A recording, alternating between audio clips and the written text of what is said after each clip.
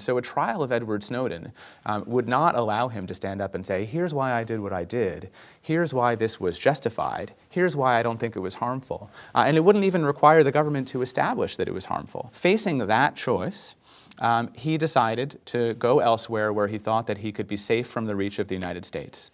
You can question his judgment. I get much more upset when people question his motives.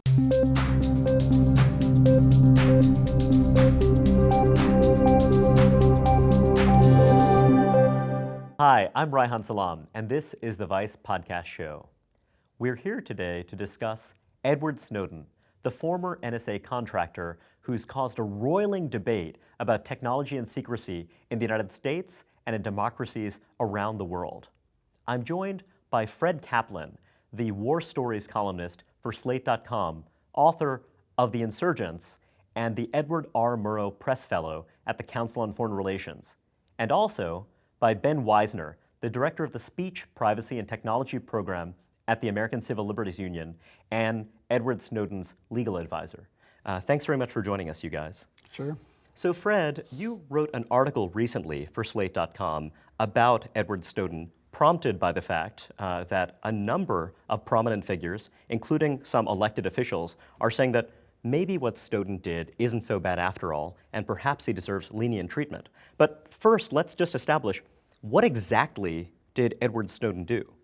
Well, yeah, I wrote this column in response to a New York Times editorial which said that he was a whistleblower who deserved clemency, or at least a serious plea bargain and reduced sentence for the good things that he did for the American public, namely to generate this debate that's now going on about the scope of the National Security Agency's domestic surveillance.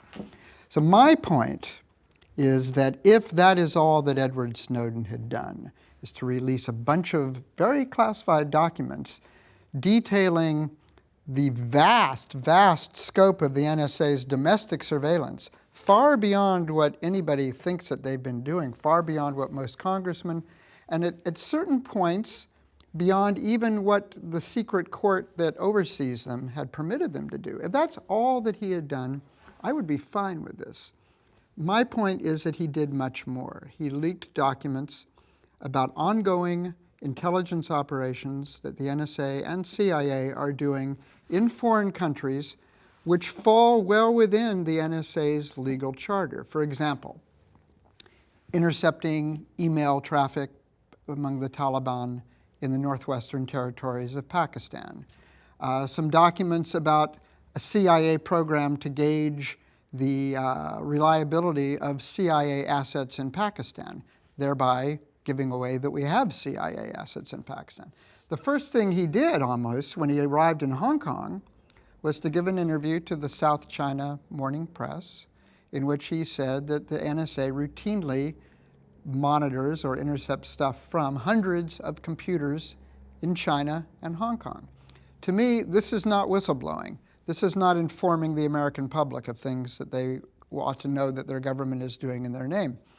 This is taking down an intelligence agency. Now, if you want to take down an intelligence agency, you have a right to say so, but you should say that that's what you're doing. Let's go back a little bit further. You also suggest that Edward Snowden actually came into this work initially intending to do some harm along these lines. Well, he misled some of his colleagues. Yeah.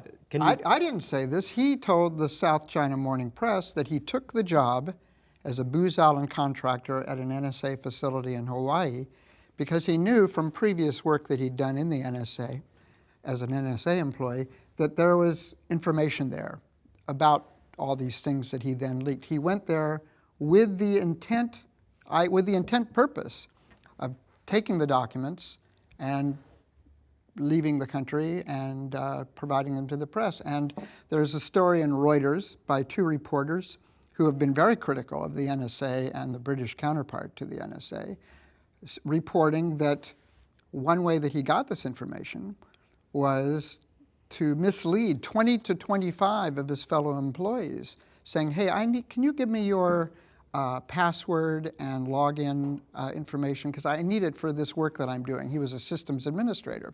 And in fact, he used that information to broaden the scope of the kind of information that he used. And these 20 to 25 co-workers were were in fact fired. Can we stop right here, because that story is actually false. That story that was, self-servingly leaked to these Reuters reporters is simply not true. Mr. Snowden has denied it, but not just Mr. Snowden. Self-servingly leaked by the NSA? Absolutely.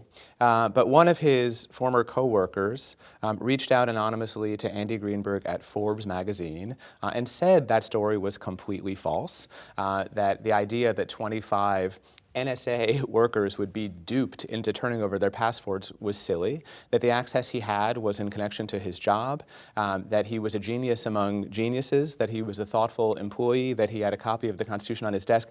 I think you need to be really careful when you are presenting anonymously sourced stories that come from the NSA as facts about what Mr. Snowden did or didn't do.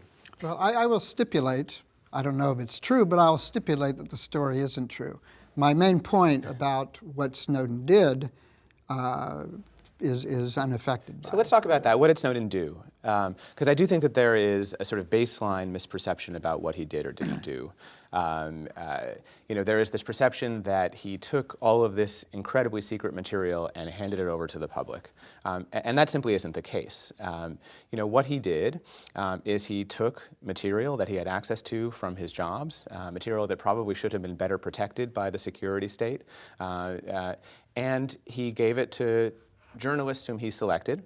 His instruction to those journalists was, I have been in the intelligence community for 10 years. I'm not in the best position to decide what is or is not in the public interest to publish, but I'm very, very troubled by what I see. And I want you and your editors, in consultation with the United States government, to decide what to publish. And I don't want you to publish things that will cause harm to intelligence programs, and I do want you to publish things that will be in the public interest.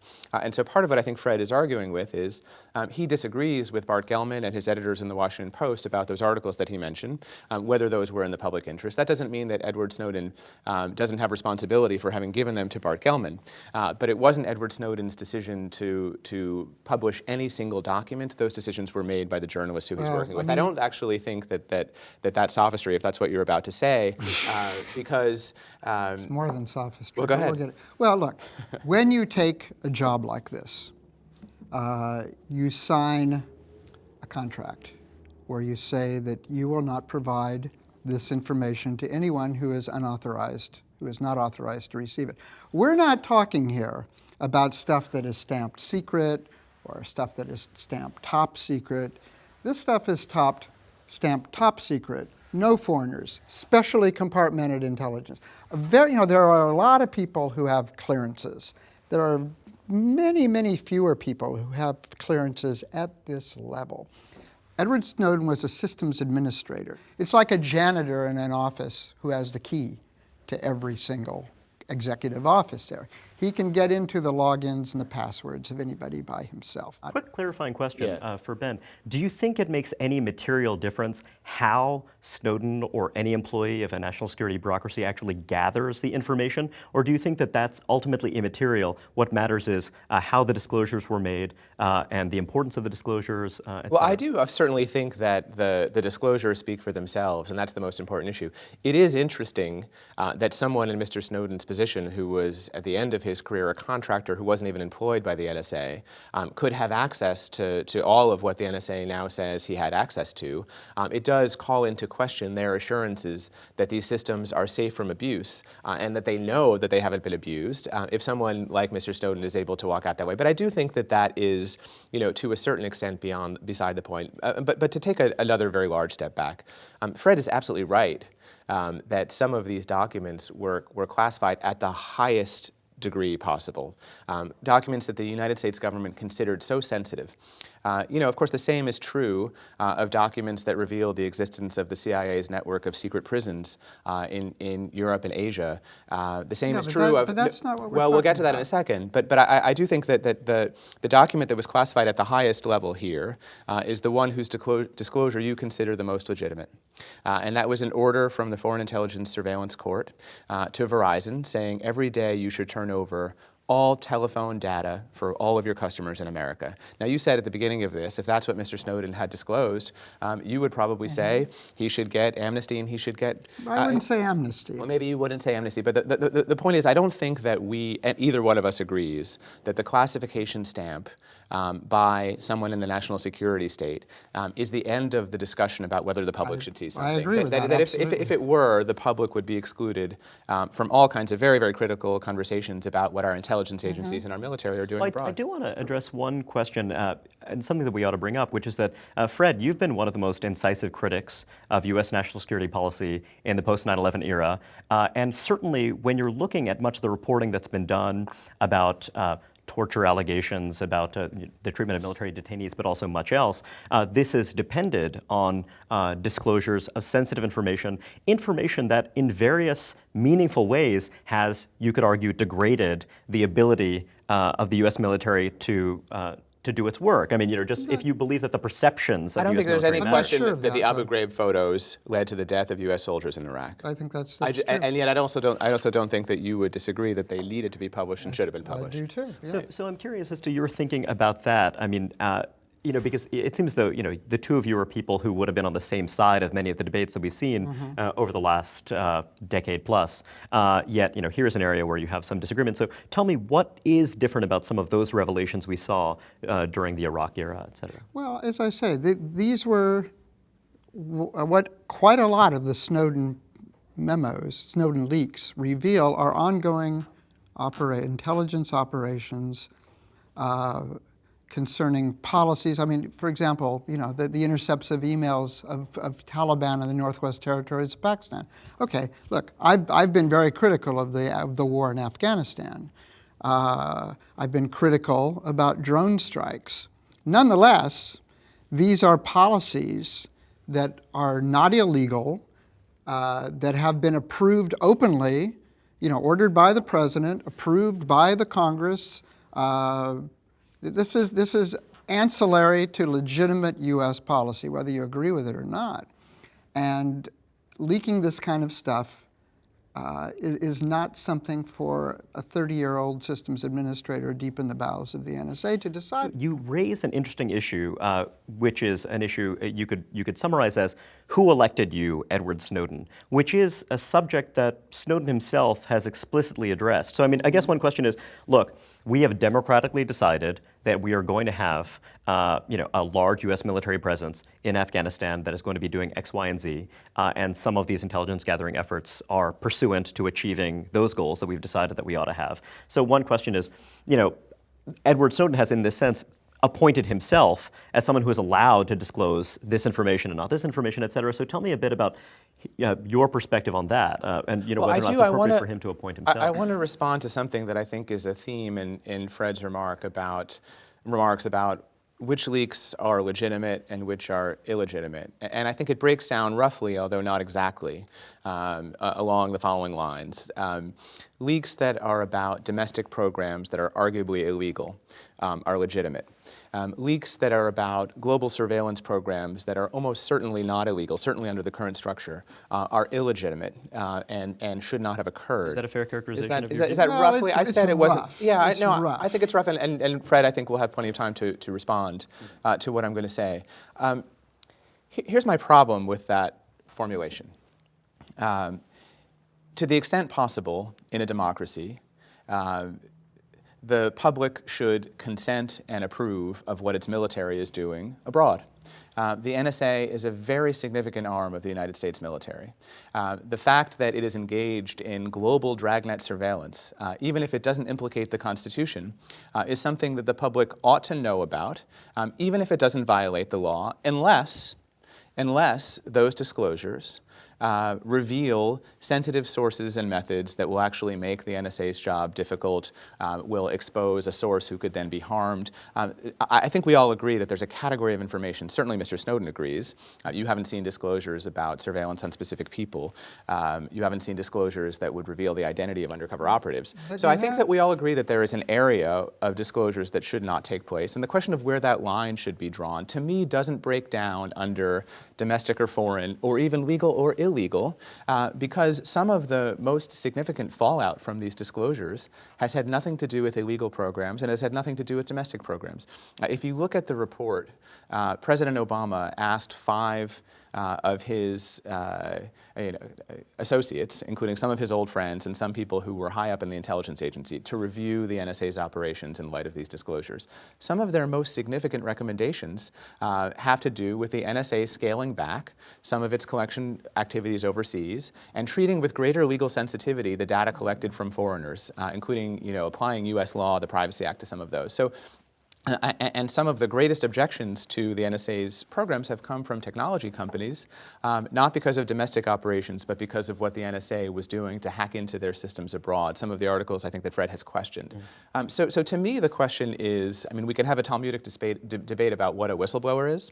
And if you want to define whistleblower as someone who only reveals programs that are considered illegal under current law, then I will grant that he doesn't meet that definition. No. To me, the question is, should the public know or not know this information? And if the public should know it, I guess that's my question for you. Do you think that there have been articles that should not have been published? Yeah, well, let's put it this way. You mentioned one of the things that should be out of bounds is sources and methods.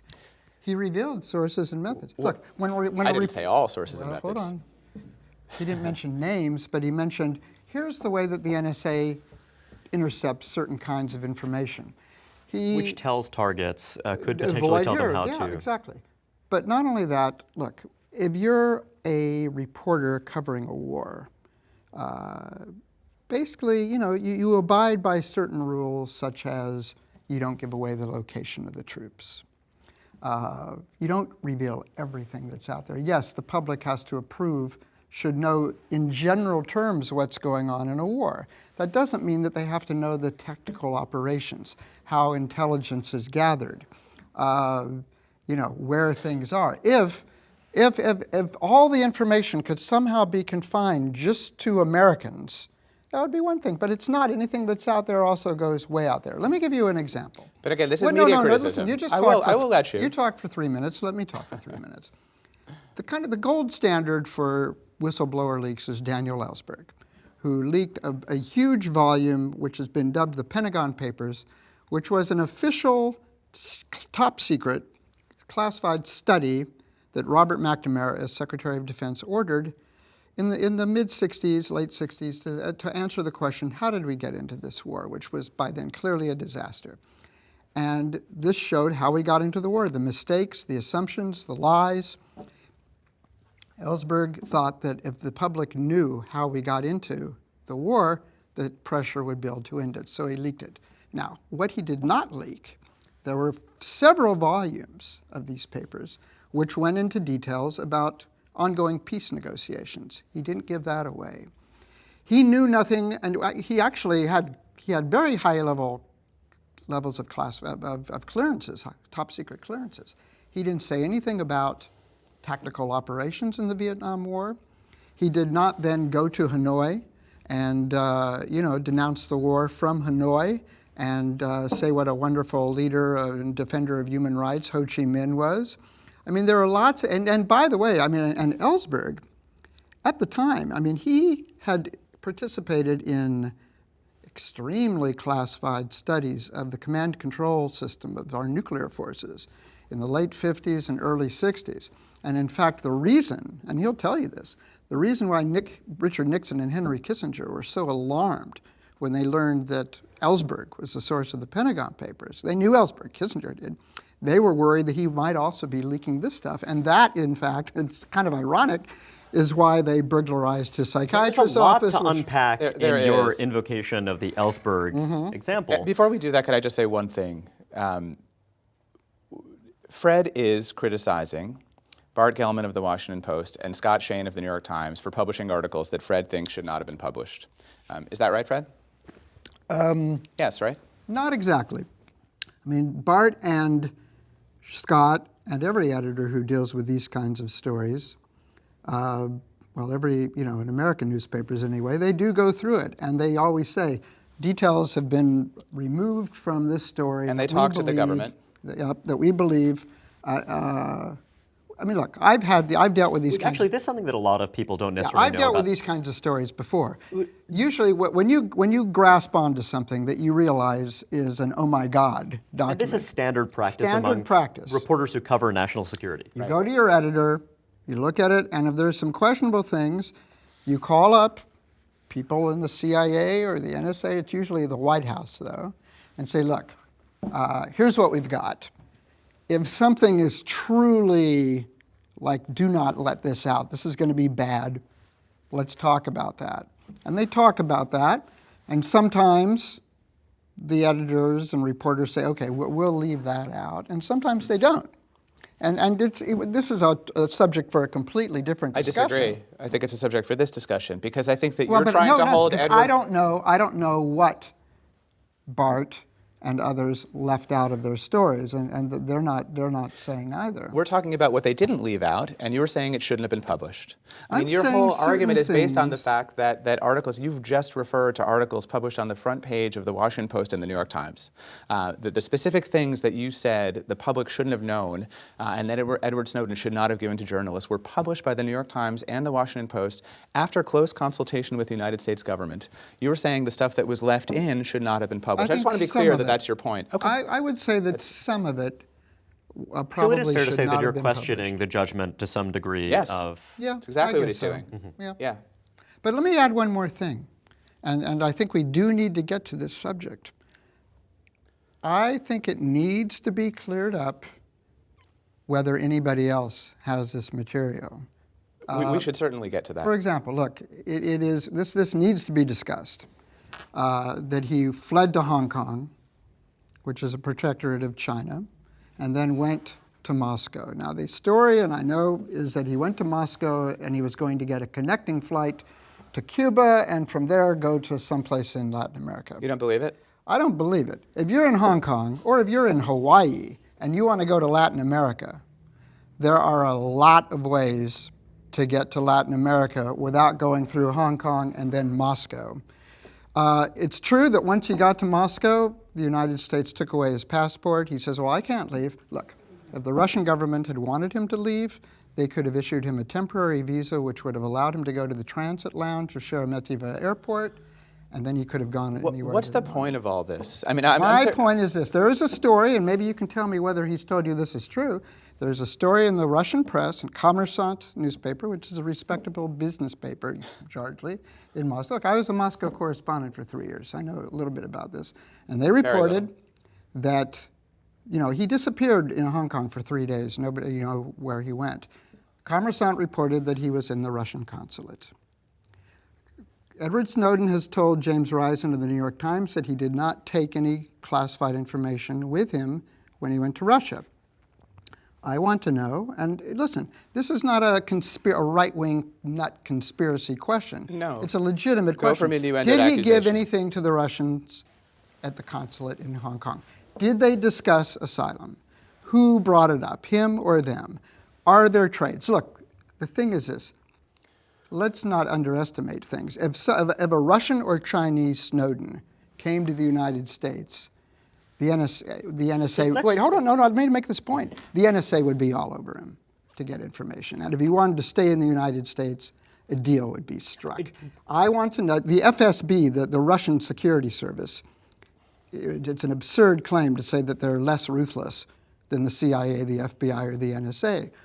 I think it has to be examined whether some kind of deal was cut. Well, before we go into this, just one question then. Do you think that if somehow we discover that that is in fact true, that Snowden did disclose valuable information to, let's say, the Chinese or the Russian intelligence bureaucracies, would that be reason not to grant him leniency or clemency? Yes, and if the world were flat, we'd have to be very careful. Of course. This is not the world is flat. We this would is have, not a we'd world have is to, flat question. Stop. It would be very, I would try not to fall off the end of the world. If Snowden had handed the US government's secrets to China and Russia in exchange for being able to How about be there. discussed it?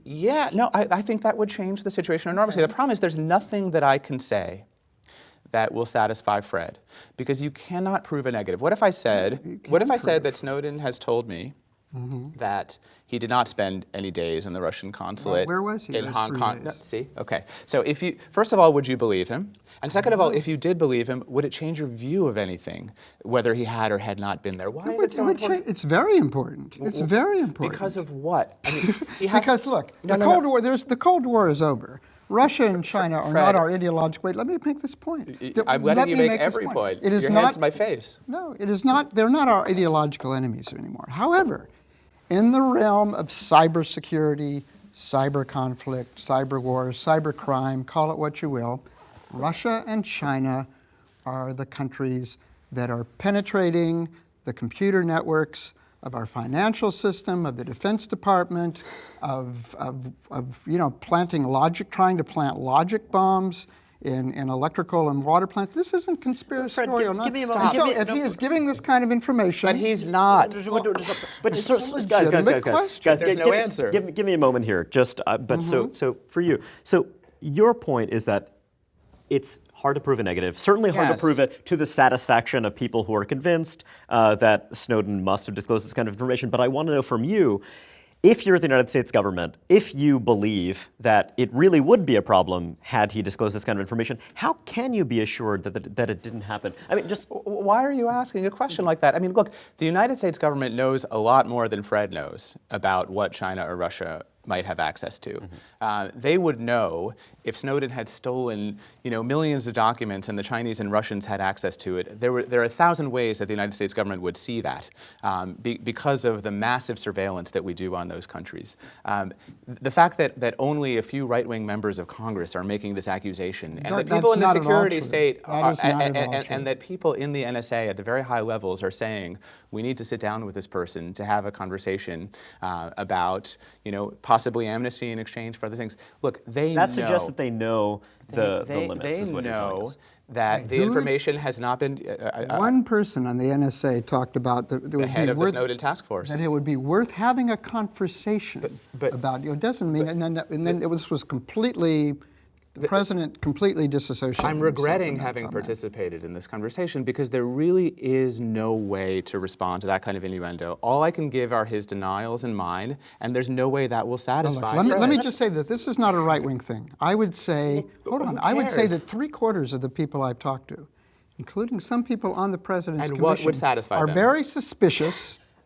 Well, we've they established wonder, that. why did he go to Moscow? Guys, we've established that I'm not people sure are this should be suspicious. broadcast. But I think that. Oh, come on. Yeah, let's not broadcast it. Let's censor it. I feel like we've heard a lot of speculation. I don't know if we can. We're off the air now. Look, if somebody goes to Moscow and it's a weird transit point for where he wants to go. But guys, this is a legit. This is an absolutely Fred, I think legitimate Fred, issue. I think that's fair, and I think that you raised the point, and I think that I think it would be useful for us to move on to something But you're not else. going to cut this, are you? No, we don't. You have said to it shouldn't be broadcast. I'm What saying kind that of if the bullshit is that conversation, from an I'm saying, ACLU guy? I'm not saying it should be censored. As far as That's I'm what you said. No. Actually, I wouldn't mind if this were broadcast. I wouldn't mind it either. It's fine. We can broadcast the whole thing.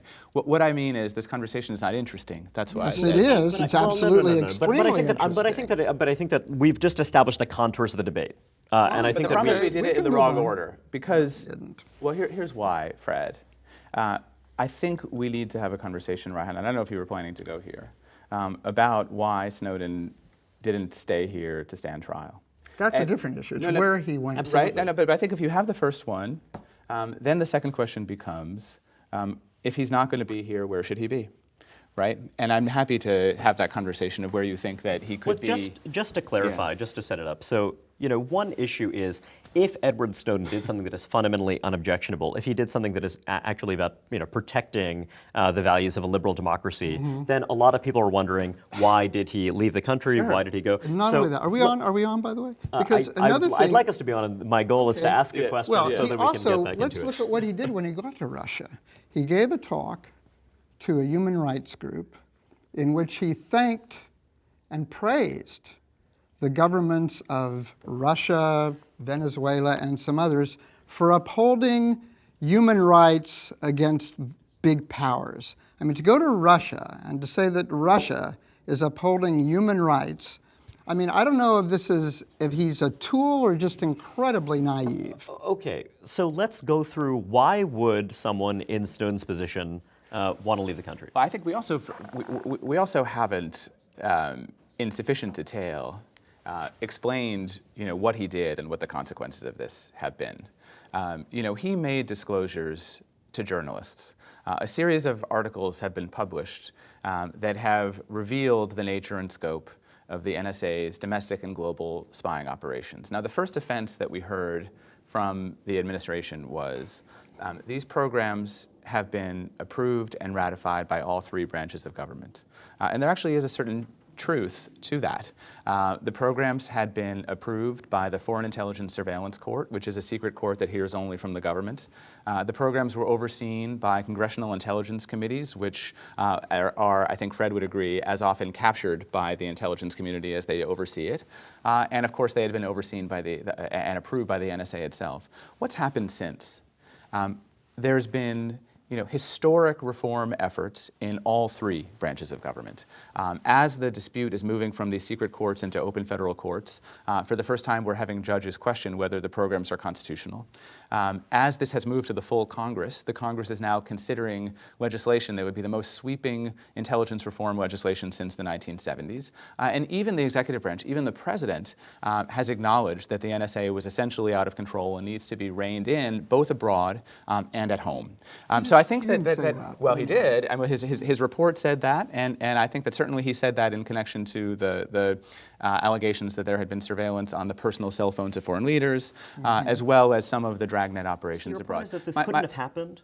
There is no way this could have happened, and probably Fred would agree with that too. This isn't a situation where someone stumbled on something scandalous and had a choice either to report it to his superiors or to take it to the newspaper. What he saw in his job was a surveillance apparatus that his superiors and the traditional overseers deemed legal, for the most part. They wouldn't have thought it was scandalous. If he had gone to his superiors, as he tried to do, they would have ignored him or crushed him, which happens to whistleblowers. If he had gone to Congress, well, they already knew. People in Congress were on the floor of Senator Wyden was on the floor of the Senate saying, if the American people knew what I knew, they would be outraged, but I'm not able to tell them about it. So there wasn't actually any other way for him to do this other than to bring the public into the conversation by bringing the press into the debate about what should be public and what should not be public. I think it's an important predicate. Now, having done those things, should he have stayed in the United States to face the music the way that traditional civil disobedience takes place? You break a law that you consider unjust, you desegregate a lunch counter that's segregated, and you go to jail to pay that penalty? Here's the problem with that argument, and I hope we can have this conversation. The law under which Snowden has been charged is a World War I era espionage statute. It essentially equates leaks to the press, whether they're in the public interest or not, with spying for a foreign enemy. And in fact, the Justice Department has taken the position in recent prosecutions that leaks to the press are more damaging to the country than selling secrets to a foreign enemy, because the whole world gets to see this information rather than just a single person. And in fact, the Justice Department has successfully argued in these prosecutions that evidence that the leaks were in the public interest, all of the consequences, all the positive consequences from this, are not just irrelevant but inadmissible in these kinds of prosecutions. So a trial of Edward Snowden would not allow him to stand up and say, here's why I did what I did, here's why this was justified, here's why I don't think it was harmful. And it wouldn't even require the government to establish that it was harmful. Just the fact that someone had stamped these documents top secret would essentially ensure that Mr. Snowden would serve decades in prison. Facing that choice, he decided to go elsewhere where he thought that he could be safe from the reach of the United States. You can question his judgment. I get much more upset when people question his motives. So I have two quick questions. One for you. Although I do want to answer that. One question for you, Fred, is that we do see routine leaks from the national security bureaucracy, many of which are leaks that seem to be deployed by people within it in order to help achieve certain purposes of their own. So I wonder what you make of that and how that fits into this larger landscape. Well, look. And feel free to kind of respond as well. Nobody has leaked anything like this. I've heard, I don't know how many, it's been estimated from tens of thousands to one person told me it was 1.1 million documents, okay? Let me return to my main point. I agree completely that this debate that's going on, which I am very much in support of, would not have happened without Edward Snowden's activities. That's indisputable. However, my main point is that he went way beyond what we are now celebrating, and that has to be taken into account. Some people say that the President's Commission report in particular vindicates Edward Snowden. It does no such thing. There's a fairly lengthy section in the report talking about better ways to secure the information within the NSA and DARPA and other highly secretive organizations. The courts, yes, one lower court judge, district judge, has said that these kinds of operations are Orwellian and violate the Fourth Amendment. The appellate court overturned that ruling. No, it didn't. It hasn't even been on appeal yet. It has, It did it's just factually did not incorrect. It hasn't stand. even gone to the D.C. Circuit yet.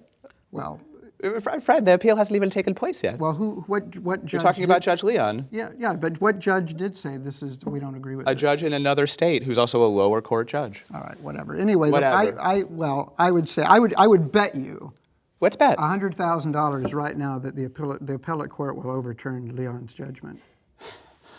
And the Supreme Court? I don't know. It won't get to the Supreme Court. I can guarantee that's a you separate that. question. Separate question. But look, the point is, we're not. We're talking about two different things here. He keeps At talking least. about the good things that work. Oh, I wanted to deal with one thing. What his alternatives were. His alternatives were not limited. There are only about 8 people in the Congress who know about these kinds of things. He could have gone to somebody else who was out of the Gang of 8. It's the key members of the select intelligence committees. But surely there were plenty of people who would have wanted to arrest him, had he begun Possibly, to approach. but look, Daniel Ellsberg, let's return to the gold standard. Before he took his stuff to the New York Times, he went to a number of anti-war senators. Listen, Ellsberg was really not the kind of guy. Ellsberg came out of this community. He was not the kind of guy to go to the press. He went to lots of different places that basically said, no, I want nothing to do with Well, of course, this. one view is that Daniel Ellsberg, part of the reason why we see him the way we do now is because much time has passed and... It is Also, absolutely... let me just make one Fred. more point. Yeah, at least. I would have been fine. There were maybe, 10, 20 documents that basically show what he wanted to show? 10 to 20? He unleashed tens of thousands. He took with him, I understand. Well, maybe as we've tens of established, he's thousands. working with journalists. He hasn't, a la Julian Assange, has not released this information as an open database to the wider public. That's If you could go back to the early 1970s and show tape of this kind of show, there would be someone sitting in Fred's chair who would be saying much worse things about Daniel Ellsberg than Fred is saying about Edward Snowden That's right true, but now. I don't think you He would have was- found anybody who opposed the war who would say such things about it. And I oppose many things that the NSA is doing. I think the point is that the kind of claims of harm to national security, revelation of sources and methods that get brought out, that are the most common play in the government's playbook, do not stand the test of time very well. No, hang on. The Solicitor General, the top lawyer for the United States, tried to block the publication of the Pentagon Papers in the New York Times, and in fact went to a federal court to try to enjoin the publication, succeeded temporarily, and the argument that the Nixon administration and its lawyers made to the court was that publication of these documents would reveal sources and methods and would cause grave and irreparable harm to the national security. You know, that same lawyer, 15 years later, wrote an op-ed in the Washington Post in which he said, the op-ed was called "Secrets Not Worth Keeping," and he said that he had never seen a shred or a trace of evidence that any harm had been caused. But I'm saying that these kinds of claims that you hear, the very overheated claims that our surveillance is going to go dark, terrorists are going to learn our methods, other countries are going to learn our methods, very rarely stand up very well. Let me ask you a question. Do you think that there is any operation of the NSA that should be kept secret? Well, look, I think that there are certainly tools of the NSA that I don't know about, that their publication would actually not just reveal what the NSA is doing, but teach adversaries how to do the same thing. Well, some of those kinds of things were among the Among the articles published by Scott Shane and Bart Kellman. And again, Fred disagrees with his colleagues in the press who have made these decisions that they made about what should or should not be published. One question I have for you. So part of the premise of why it was reasonable and appropriate for Edward Snowden to leave the country is that he didn't have a guarantee of security. He didn't have the guarantee that he would be able to freely disclose this kind of information and kind of retain his kind of personal security. So doesn't that raise the question about a larger corruption of the American criminal justice system? I mean, I wonder for you as someone who is operating as an advocate, in the context of the U.S. courts and what have you, does that raise some contradictions? Or is your view that actually it's not irredeemable by any means, and actually that there is some kind of constructive process whereby someone who makes reasonable disclosures can be protected? I don't think this is a question of corruption. I think this is a question of the national security state having too much coercive authority, and about a classification and secrecy regime that's gotten out of control, and about a statute that can be used to ensure that the only people who can disclose secrets and classified information are those who are furthering a favored narrative. And when people actually reveal things that the security state doesn't want to have revealed, then they're punished under a system that doesn't even allow them to justify themselves. Look, I think that the way that the Espionage Act has been applied to leakers since And you think that can be fixed? I think the way the Espionage Act has been applied to leakers since the mid-1980s is unconstitutional. I think that government employees don't lose their constitutional right. It's certainly curtailed somewhat by their position of confidence in the government, but I think the First Amendment requires them to be able to make a justification and limits the state's ability to criminalize whistleblowing in the public interest. The lower courts that have considered this in the last few decades have disagreed. The Supreme Court has never ruled on this. But look, I do think that we could reform our laws governing leaks and leak prosecutions in a way that would allow someone like Edward Snowden to have a fair trial. I think we haven't done that. I'm convinced that he would have gotten many decades in prison, if not life in prison, without ever having the chance to explain why he did what he did and to justify what he did. Fred, I have a question for you. Given the seriousness, as you see it, of what Snowden has done, are you disturbed by the fact that you now have a large number of pretty prominent people who are now suggesting that, including the New York Times editorial page, who are now claiming that he's entitled to clemency? What do you think that is? I mean, do you think that reflects some kind of intellectual failure on their part? I think, and this is why I wrote the column, I think they are focusing on part of what Snowden leaked. And on that the part that you consider defensible. Yeah. And then you don't think would have merited leaving the country. You think that had it just been that piece of it, there would have been no reason to leave? No, listen, even the New York Times, they talked about a reduced sentence. I think, look, I don't know anybody, maybe you disagree with this, who thinks that if Snowden came home and had the best possible result that you can imagine, I mean, I don't know anybody who would doubt that he's still going to serve some jail time. You can't, listen, the NSA, my article was called Why Snowden Won't, and then in parentheses, and shouldn't get clemency. Let's concentrate on the won't part first.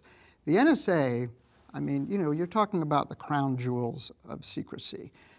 20 years ago, you could not even mention the phrase communications intelligence, which is what they did. That very phrase was classified.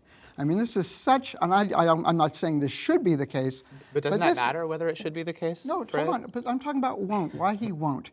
You're having people getting put on trial for leaking pretty low-level stuff to a newspaper, reading from one document, and I'm against that. But here's a guy who walks out the door with 4 laptops and a thumb drive worth of tens of thousands of the most highly classified documents there are. I'm saying that just as on a realistic level, even if everybody said, Edward, everything that you're right, what you did was really helpful to our democracy, and we've looked into this and it's had no damaging effect on us at all. he's still going to serve some time. And not just for Espionage Act, there's also an act called stealing government documents. Well, there's one question I want to ask you. We tried to get into I'm this a just little saying bit this before. is a practical thing. Well, let's actually talk about it as a practical matter, right? As a practical matter, Fred, you find it just inconceivable that someone would commit what the country considers to be serious crimes under its laws and not be prosecuted or serve time. These laws. Well, these laws, that's exactly the point. I mean, Washington is full of people who have committed very, very serious crimes and not even been charged. You know, lying to Congress is a very serious crime. Ordering the torture of prisoners is an extremely serious crime. And yet, you're not saying those people won't get away with it. In fact, those people did get away with it. I know, and And I'm upset about that. But if that's the case, if people can commit very serious crimes that unquestionably harm the country, I don't understand why a conversation about an exceptional remedy for someone who many people believe really helped the country should be so inconceivable or off limits. You've argued that there's something wrong, there's something amiss when a whistleblower is punished more harshly than the people who commit the crimes that have been disclosed by the whistleblower. Is that a fair characterization of your view? I think it's right. I think that the value that's being vindicated by the system is their ownership over the decision about what should be public and what should not be But public. much of, as I say, much of what Snowden leaked is not criminal But Fred, activity. would you? But Fred, that's fair enough. But would you agree with that general principle that that if the whistleblower is revealing real crimes and abuses, that those crimes and abuses should be punished at least as harshly as the person who discloses? Yeah, but in the Snowden case, we're not talking about crimes and abuses. We're talking about things that listen. You have called for James Clapper to be fired. This is a somewhat separate issue. I've talked about, I think I wrote the first column saying that James Clapper, the Based director on of Snowden's national... revelation, right? Because if Whatever. Snowden hadn't revealed that, you would have known that James Clapper had lied. Is that true? Yeah, it's true. Okay. But but you're saying, oh, he gets away, but he doesn't. I'm saying, no, Clapper should be fired. I'm There's saying no something question different. about it. I'm saying that there are different categories here, and I don't really care about how people define the word whistleblower. There are people who reveal, hitherto unknown criminal activity by the government, and I think we certainly agree that those people should either not be punished at all or very leniently. Then there's a different category. What Snowden's talking about is not What criminal Snowden has activity. done is reveal something that that the system did not consider to be illegal. But considered to be legal, and had built up a whole secret regime that had endorsed its legality. But when it was exposed, there is a debate that is fundamentally going to change the law, and not just about the collection of American telephone records, but about NSA global spying operations as well. I do want to pivot back. Oh, and please, Fred, if you can put a button on I it. don't think it's going to affect that much about NSA global activities. I think what you're going to find, and we'll know this soon, but President Obama is going to give a speech this week, probably next week, about the reforms that he's instituting. And I think what I've been hearing, and it might not be true, is that what they're mainly going to focus on is changing the FISA court so that it is, every single judge on the FISA court is appointed by the Supreme Court Chief Justice. I made a proposal in one of my articles quite a long time ago saying that each justice should be able to choose one person so that it reflects the balance of power within the non-secret court system. One question I have is that there is something very strange when you have someone, you have Senator Ron Wyden, who is notionally involved in the oversight of intelligence. Well, not notionally. Although not one of the Gang of Eight. But is then telling the public, there are things that I would like to tell you, but I can't. So getting to the question of who elected Snowden, which is something that I think is actually a pretty important idea. My understanding is that Snowden's view is that, well, I was elected when these various oversight bodies failed in various ways. What do you make of that basic argument? Do you think that it's actually, just the argument from democracy? It's on the one hand, it's appealing, and it's good that somebody should be able to do that. On the other hand, Daniel Ellsberg figured that he was going to go to jail for quite a while. And the only reason why he didn't go to jail is that the Nixon administration offered the judge the directorship of the FBI. They went to the judge who was handling the Ellsberg case and said, "Here, how would you like to be the new FBI director?" The judge properly took this as interfering with the justice system and declared the case over, and Ellsberg was freed. He has said, and he knows very well, that that's the only reason why he didn't go to jail. So, civil disobedience, what was it? Thoreau didn't pay taxes or something and he went to jail. You pay civil disobedience carries a price.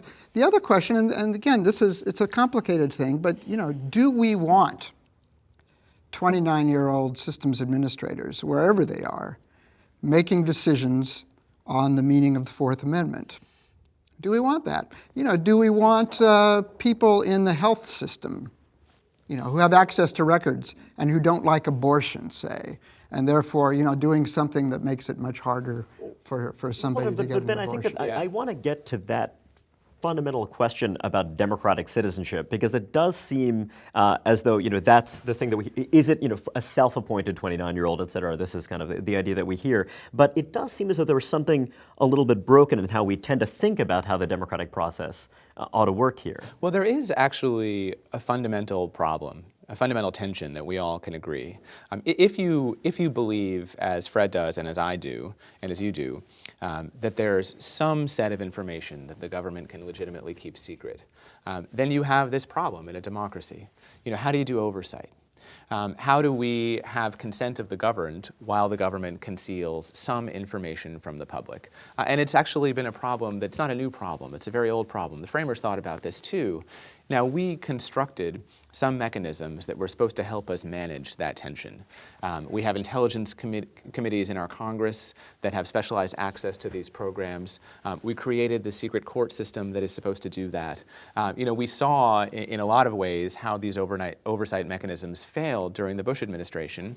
And what actually vindicated the democracy was some very enterprising investigative journalism and some very courageous whistleblowing.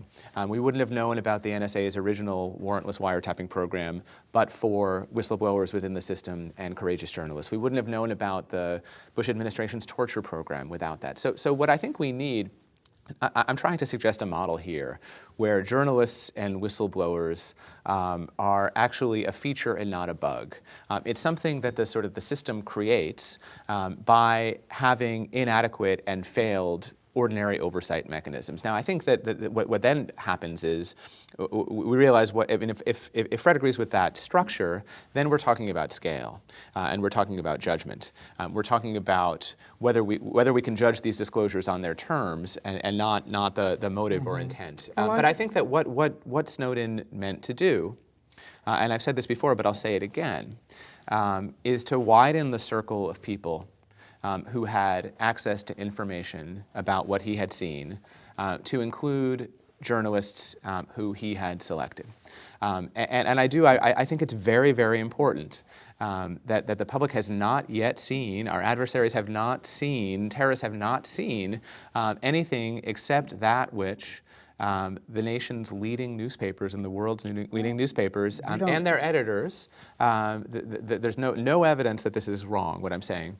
Well, we don't actually know that. There is this very difficult problem with democratic oversight over secret operations, and that the press, the First Amendment protected free press, has actually been the public's representative in ensuring that the security state doesn't get to decide for itself, finally and irrevocably, what the public will see and what it won't see. And your view is that Snowden has stayed within bounds, that he has, in operating through the press, in operating through people who've been willing to work with the national security bureaucracy. Well, I will say this, I can say more, which is that the journalists who Snowden gave the information to have in every single case, gone to the government before they have published something. Now, they don't always agree with the government, but Fred probably hasn't always agreed with the government when he's had these kinds of conversations. Now, I do want to keep that separate from the accusations that Fred makes about whether China or Russia has access to these materials, because I think that is a different category,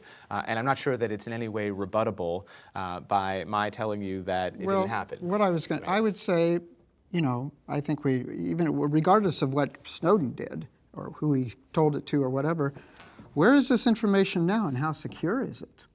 I mean, the Russians and the Chinese and the French and we, penetrate each other's computer networks all the time. That's what the NSA does. That's what the British equivalent does. The Russians do it. What the Russians do is unbelievable. The Chinese, of course. Is anybody hacking into whatever computers are around that's holding this information now? It got out of its protective barriers. Where is it? And I would say no matter what kind of encryption devices Bart or other people are putting on their own computers, this is not invulnerable to other Fred, hackers. I have a question for you. There was a brilliant article in Foreign Affairs a little while ago called The End of Hypocrisy by Henry Farrell and Martha Finnemore, if I recall correctly. And the thesis of the article, it's really not so much directly about Snowden as such. The argument rather is that we live in a society with flash drives. We live in a society with a variety of technologies that make secrecy much harder to achieve than it has been before. The very systems used by the national security bureaucracy, no matter how sophisticated they are actually very vulnerable to disclosures of this kind. And another implicit part of the argument is that the United States and many of our allies, there's a common understanding among many informed people that we engage in intelligence collection efforts, et cetera, yet there's always a kind of plausible deniability. And that what's really meaningful about the Snowden leaks is that some of that plausible deniability has been taken away and that has strategic implications. I'm curious as to your thoughts about that. I mean, do you buy strategic implications? What do you in terms of Well, what? Strategic implications, when the United States can lecture China about Yes. hacking and what have you. It's a lot easier to do that when you don't have evidence about how the United States monitors computer systems in other countries muddying the waters. Even though, by the way, I think one can make a plausible case that there's a meaningful difference between what the United States and what China does, regardless. Or when we're talking about Daniel Ellsberg, you could argue that in the Cold War era, perceptions of the United States actually mattered a lot. And so the fact that it might change perceptions of the United States matter a lot too. So I'm curious as to your thinking about that. Well, I mean, it is true. One part of the Fourth Amendment has to do with what people expect to be private. And that standard has changed a lot. I mean, if you have a Facebook account and then let's say you drop out, and then 5 years later you say, actually, I'm going to get back on Facebook. Well, Facebook has held on to all your information. They've stored it. It's still there. Who do you trust more, Facebook or the National Security Agency? I mean, probably Facebook, because the National Security Agency has police and military powers behind it, whereas Facebook does not. No, it's the whole issue of privacy. My kids who are 28, they have a completely different sense of privacy from what I do. My question, though, is really about this idea of hypocrisy, the idea that hypocrisy is in some sense a valuable tool for a great power in achieving its foreign policy objectives. True. And how do you feel about, is that the problem here? Is the problem that actually Snowden has revealed that many things that a lot of smart people thought were always true revealed that they were in fact true and you couldn't really deny them I think some of anymore? the stuff that we agree on that he leaked goes way beyond what people thought was going on. There had been approval of this metadata program and bulk collection, the idea of which, and as a kernel of policy, it makes a certain amount of sense. For example, let's say you pick up an intercept. You're just tracking, you're not listening to conversations, you're seeing who's calling whom and for how long and so forth. You're looking at networks of communication. And it's seen that this one guy is calling a lot of very suspicious numbers in Pakistan. And so, you want to see what else this guy is doing. You want to see who else he's calling. And then they say, well, we should also look at who those people are calling. And they talk about 3 hops. That means this guy, the guy he's calling, and then the people they're calling. Well, if you look at that and if you do the math, you're talking about putting up to 1 million people under surveillance just on the basis of a suspicion of one person. Well, this goes way beyond what anybody has thought what was going on. So basically, you get to the point where you're taking in everything. And my worry, and I wrote a column, and in fact, I started work on it before anything about Snowden. It appeared 2 days after his appearance. I interviewed a very prominent terrorist specialist on terrorism at the RAND Corporation. He's been doing this for 40 years. And he told me in this interview that he's very worried that, you look at one thing of surveillance, you say, well, yeah, I can understand that. You look at another program, well, I can understand that. You put them all together, though, and he said that you're creating the foundations of a very oppressive state. Now, he wasn't saying we have a very oppressive state now, but imagine if, say, Richard Nixon, another Richard Nixon, or J. Edgar Hoover, or somebody like that becomes president, director of the NSA. You have the makings of a very dangerous situation. You know what that makes me think of? Do you know who else made that exact point a few days later in a video that was broadcast on the Guardian website? It was Edward Snowden. No, I agree with He it. said, we have built in secret the architecture of oppression. Yeah. The only thing that protects us from that oppression are a set of flimsy rules that will be swept aside if there's another terrorist attack or another war, and that we have a turnkey tyranny situation. That if you build it, if you build this capacity, and you're relying on things like rules and internal policies to protect us from abuses, that's very dangerous. He thought we needed to have laws.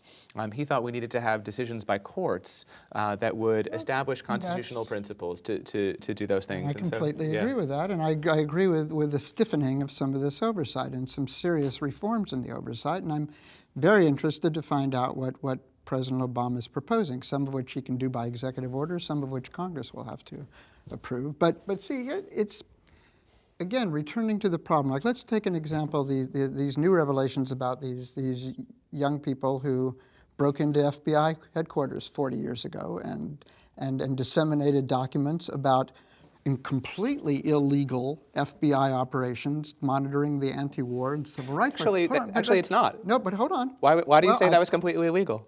Oh. What? Because it violated the law. There was guys, just wait, hold on. Just Let to me just lay say out what had happened for the sake of well, okay. So these guys they break into and this is 1971. Yeah, they break into FBI headquarters and they find documents. This was in Media, Pennsylvania. Is that right? Near Philadelphia. Near Philadelphia. And they found documents that showed that the FBI was monitoring and even kind of disrupting anti-war movements, civil rights movements. It was a program called COINTELPRO that they didn't know what it meant at the time. But now, my point is this. They provided those documents to a Washington Post reporter, and they remained, secret for 40 years. They just came out, last week. The people did. Yeah, the people did. So, but here's my point. They gave them documents about this. They did not turn over documents. I don't even know if they had them, but if they did not turn over documents about the FBI investigations of the mafia, the FBI investigations of serious criminals, of internal espionage or something. They didn't do that. I'm saying Edward Snowden did the equivalent of what these FBI guys did, the kids who broke it, but he also leaked a bunch of stuff that has nothing to do with it sounds like he did something propriety quite and similar, illegality. which is that just as these thieves, Ben, just as these thieves, broke into the FBI and then gave it to a journalist of the Washington Post, it just sounds as though, one could argue that Snowden just had a bigger trove of documents that he disclosed to more journalists. I want to make a few points about this. I think that one of the reactions to the Media Pennsylvania story coming out right now is, well, we all know that what the FBI was doing then was illegal. Actually, that wasn't so clear then, and it's not so clear now.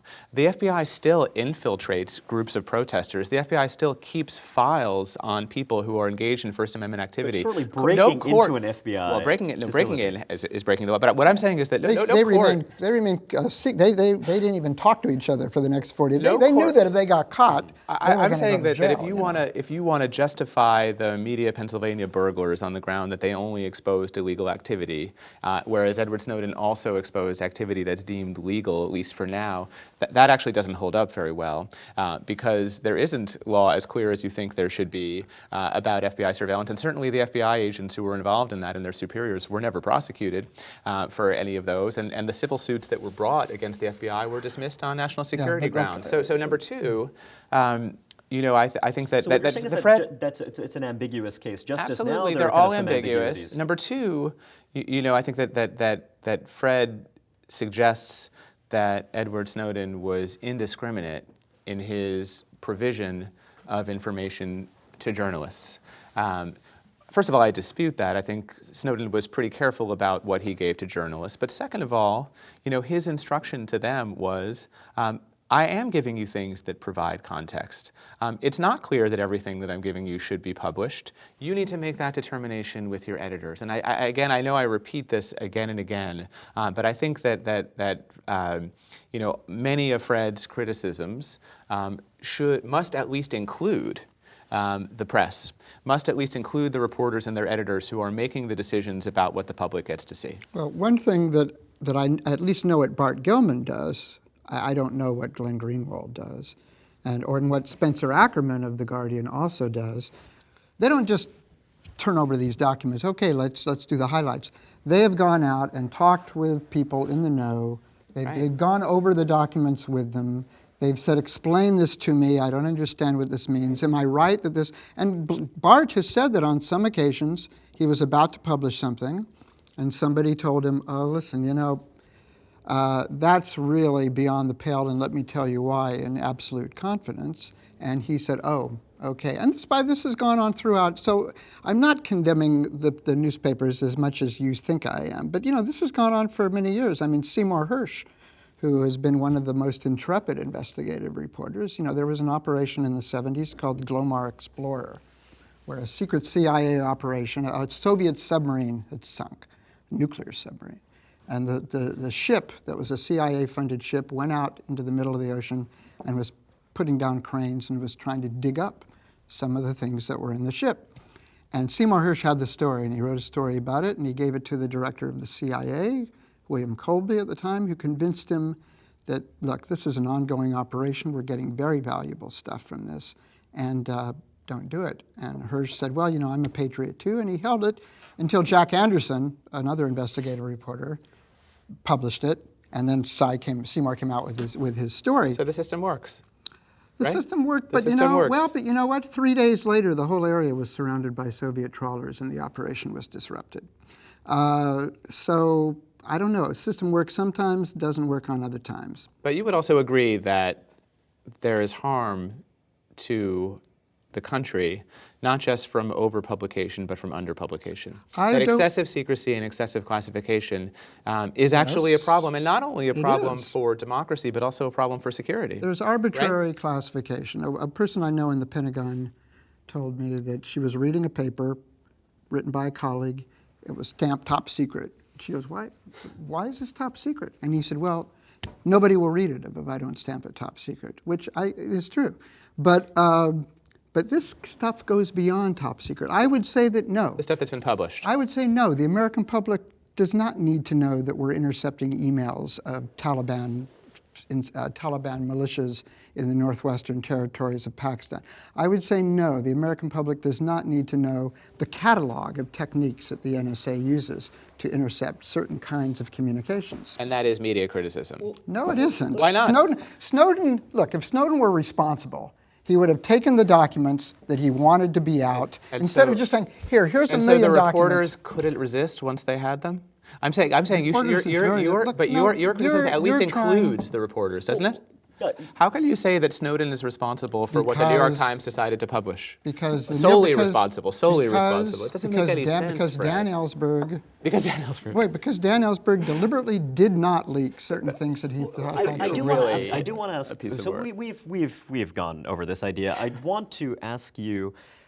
You're someone who's been critical of a hyperactive U.S. foreign policy as well. I criticized the Iraq War, the Afghanistan War. Yeah, you've been criticized. Now, what do you make of the possibility that these revelations and constraining an NSA that I think you both agree has, in a lot of ways, become unaccountable and dangerous, that might actually constrain U.S. foreign policy, that actually might make it less likely that the United States will do some of the things that it's done over the past decade and a half?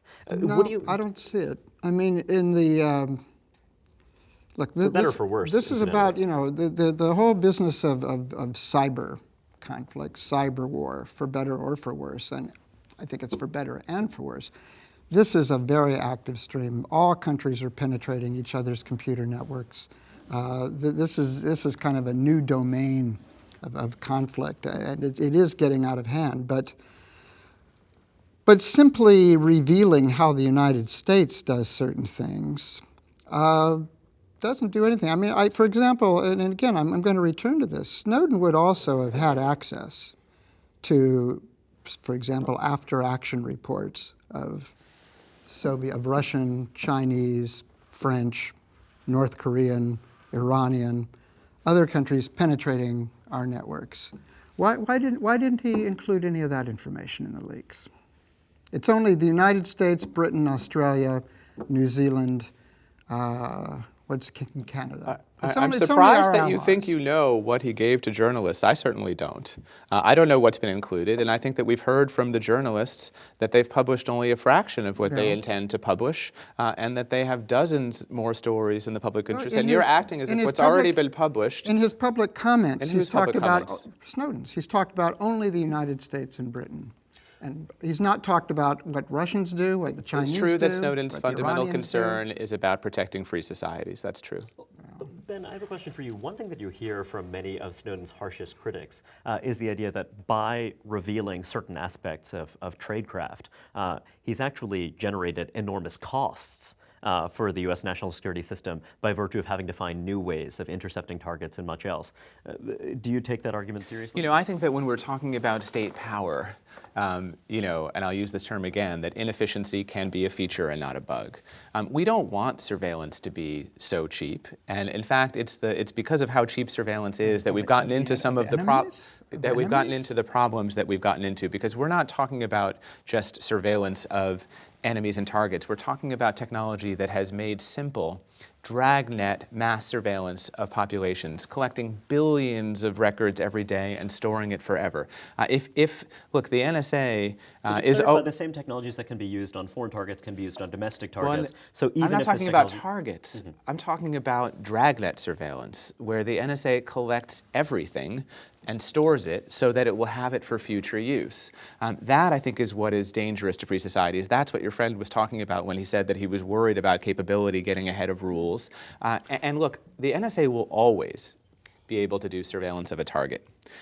You know, they spend billions and billions of dollars a year on code breaking and hacking tools. They'll always be able to do targeted surveillance. I do think that one of the major impacts of these disclosures is that the cost of mass surveillance is going to be raised. As the technology companies themselves move to better encryption and more comprehensive encryption, the NSA is going to have to choose who it wants to do surveillance on, rather than, say, grabbing all of Yahoo's information, hacking into Yahoo's backdoor and taking everything. Again, if that's a result of this, I think that's a positive result, not a negative result. So, last thoughts. Recently, Brian Schweitzer, the former governor of Montana and apparently an aspiring presidential candidate, said quite straightforwardly and even enthusiastically that he felt that Edward Snowden should be granted clemency. If 5 years from now that does in fact happen, would you be disappointed? Would you think that something has gone badly wrong? Look, to be honest, this might sound cold, but I don't care what happens to Edward Snowden personally.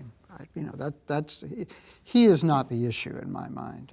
I think what will happen in the next 5 years, in one way, I think you're right. The NSA, if they have been hampered in their efforts to monitor, say, Al-Qaeda networks or something like that as a result of some of these leaks, they'll find other ways, and it'll be a higher cost.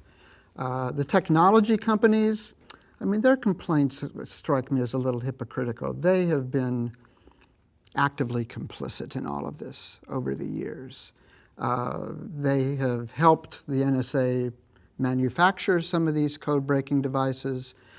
They have allowed backdoors to be put into encryption systems. Government also has a lot of leverage over them. Of course. I think, look, Snowden, whatever happens to him, I would agree, and I've said this all along, and I kind of am uncomfortable being put in the position of being thought to be someone like, Michael Hayden, who thinks he should be strung up and hung. Look, what Snowden has done is not treason. But I think look, I think there will be, and he can be credited to this without doubt, there will be major reforms, at least in the oversight of the NSA. I think Obama will accept this one recommendation from the Presidential Commission that all of this information will be stored separately from the NSA. They will not have the storage, and if they want to gain any access to it, they have to go through a court to get that. I mean, they still might be able to do it, but it makes an extra step that it doesn't mean that 500 officials in the NSA can have access to all this stuff. It'll have to be only the director who makes this provision. There will be, reforms along those lines. There will not be, I don't think, any reduction in the sort of worldwide scope of code breaking and code making to try to find, intercept communications from adversaries and others. Ben, a last question for you. One thing that's been really striking about this story is that an incredibly broad swath of the American public knows who Edward Snowden is and has an opinion about what he's done. What do you think are going to be some of the lasting implications of what's happened, regardless of what kind of legal treatment he winds up receiving? Well, I do think the most important single fact is that we in the United States, and in fact democracies around the world, are now engaged in the most significant and most comprehensive discussion or debate about surveillance technology and authority in almost 50 years. And I think that this, what Snowden revealed is what many of us had been anxious about, that we had allowed our technological capabilities to outpace our democratic controls in a way that over the long term could be dangerous to our free societies. I think the fallout from this debate is going to be enormous. I think it's not just going to be domestic. I think it's going to be global. I think it's going to be technological. I think it's going to be enforced by the courts. I think it's going to be legislated by the Congress. At the center of this is someone who is shy, someone who is uncomfortable with being a global icon, and someone who told Bart Gellman of the Washington Post, I think my part of this is done. My goal wasn't to change society. My goal was to give the society the information that it needed to make whatever decisions that it needed to make about what to do. Look, I think that it would be perverse to punish severely the person who started a debate that would not otherwise have started, while we let off the hook all the people on the government side who have been engaged in inappropriate and illegal conduct over the last 10 years. But whatever happens to Edward Snowden, I think there are going to be lasting and profound implications on Western democracies. Fred Kaplan, Ben Wizner, thank you very much for joining me. I really appreciate your time. Sure.